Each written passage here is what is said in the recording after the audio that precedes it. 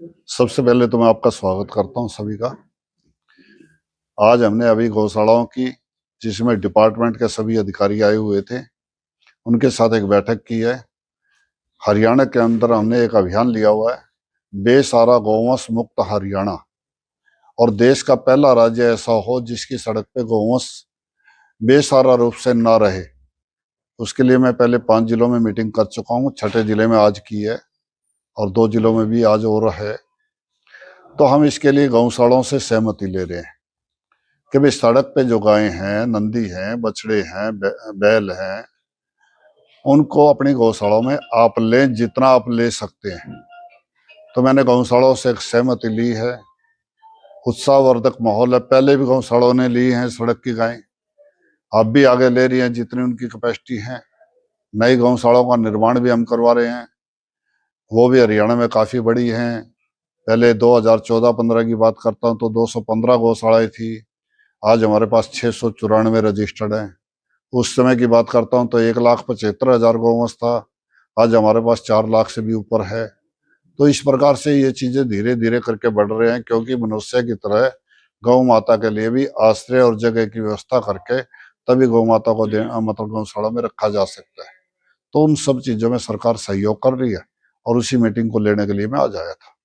Sir, अक्सर देखा जाता है शाम, अगर मैं आज से 50-60 साल पहले की बात करता हूँ तो सड़क पर गायों की अपेक्षा ऐसा माहौल था कि हर घर में गौशाला थी, हर घर में गायें थी। परंतु हम आधुनिकता दौड़ में हमने बछड़ों को सड़क पे छोड़ दिया पहले, फिर बैलों और गायों को छोड़ दिया, और छोड़ने का परिणाम ये आया कि घर घर में तो गौशाला की अपेक्षा गांव में भी गौशाला नहीं रही। हरियाणा में केवल 10% गांव में गौशाला आज हैं। अगर 10% में और खुल जाए तो अगले 20 साल में गौमाता सड़क पे नहीं होगी, बेसहारा रूप से नंदी भी नहीं होंगे, बछड़े भी नहीं होंगे। उसके लिए हम प्रयास में लगे हुए हैं लगातार, और निश्चित रूप से हम सफल होंगे। अगर अम्बाड़ा की बात करता हूं मैं, अगर अम्बाड़ा में 3-4 साल पहले की बात देखोगे, आज की बात देखोगे तो बहुत फर्क आया है। गौशाला भी काफी बड़ी है, गौशाला में व्यवस्था गौ भगत अच्छी कर रहे हैं, डिपार्टमेंट का भी सहयोग मिल रहा है। तो ये चीजें करते हुए एक दिन में होने वाला काम नहीं है, परंतु निश्चित रूप से हमने 31 मार्च की डेडलाइन रखी है कि उस समय एक ऐसा समय होगा कि हरियाणा की सड़क पे बेसहारा गौवंश नहीं होगा। सख्त कदम यही है कि जब तक बेसहारा रूप से गौवंश सड़क पर है, उस सड़क के गौवंश को हम उठाने का प्रयास कर रहे हैं। आज भी हमने लिखा है और इसका अभियान आज से ही शुरू हो जाएगा पकड़ने का। नगर निगम भी पकड़ रहा है, गौशालों में दे भी रहा है। 10 एकड़ में नगर निगम गौशाला भी बनाने की योजना कर रहा है, लगातार हमारे संपर्क में है। तो निश्चित रूप से बड़ी समस्या थी, हल कर लेंगे, और निगम जहां ढिलाई करेगा, सरकार अपना काम करेगी, उसको ढिलाई को होने नहीं देगा, आगे बढ़ा लेंगे, कोई दिक्कत नहीं आएगी। हाँ, हरियाणा सरकार जो है गायों के प्रति बड़ी संवेदन है। देश के अंदर भी देश के प्रधानमंत्री नरेंद्र मोदी जी के नेतृत्व में गौ माता के लिए बहुत कुछ किया है, बहुत करने की योजनाएं चल रही है।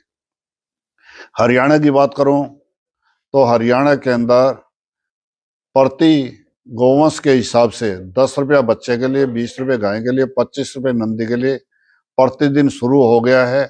अभी 88 करोड़ 54 लाख रुपए ग्रांट चेक के माध्यम से गौशालाओं को गई है। राजीव गांधी जी कहा करते हैं 100 पैसे भेजता हूँ 15 पैसे पहुंचते हैं। हमने कहा 100 पैसे भेज रहे हैं, 99 पैसे की कहीं हरियाणा में साबित करवा दीजिए आप।